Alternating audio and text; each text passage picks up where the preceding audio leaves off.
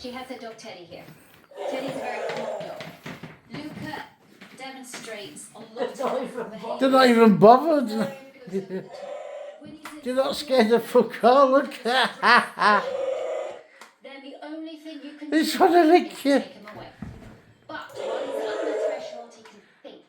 That's how I'm going to work with him. I'm going to keep him doing and thinking. What's going to happen is that we're going to walk in and he's going to see the dog. My job is to keep him under threshold.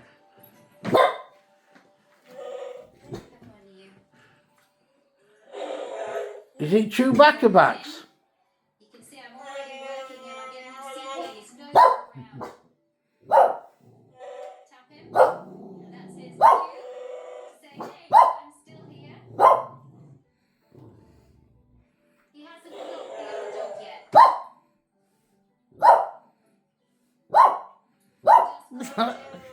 They didn't even bother him. Just say, hey. Give him a little tap. And I'm just going to bring him a little closer. Look over here, back.